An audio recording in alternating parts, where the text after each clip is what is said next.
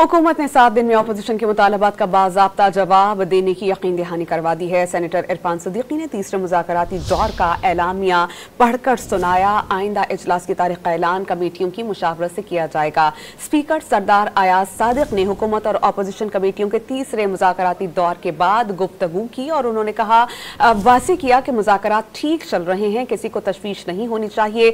देखना है कि मामलात हल करने के लिए बेहतर रास्ता कौन सा है। अपोजिशन कमेटी ने बानी पीटीआई से एक और मुलाकात का बाज़ाब्ता तौर पर मुतालबा किया है।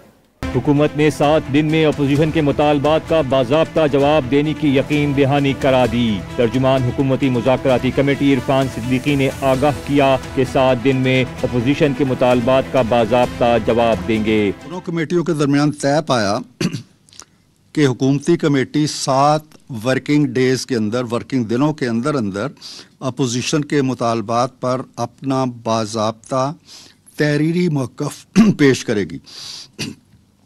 इस दौरान हुकूमती कमेटी में शामिल 7 जमातें अपनी अपनी क़यादत और वकला से मुशावरत और रहनुमाई लेकर इज्तिमाई मौक़िफ़ से अपनी कमेटी को आगाह करेंगी। अपोजिशन कमेटी ने कहा कि उन्हें अडयाला जेल में अपने लीडर जनाब इमरान खान से आज़ादाना माहौल में मुलाकात का मौका दिया जाए।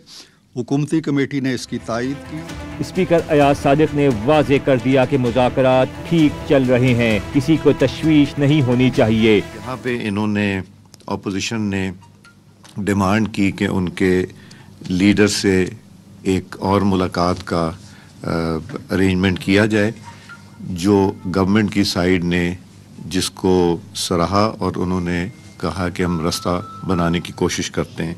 मुज़ाकरात ठीक सिमत में जा रहे हैं, इसमें कोई तशवीश किसी को नहीं होनी चाहिए और इंशाअल्लाह बेहतरी की तरफ जाएंगे। पीटीआई के अपने बानी से मुलाकात के मामले पर हुकूमती कमेटी ने रास्ता बनाने की यकीन दहानी कराई। हुकूमती और अपोजिशन कमेटियों ने गजा में जंगबंदी का खैर मकदम किया।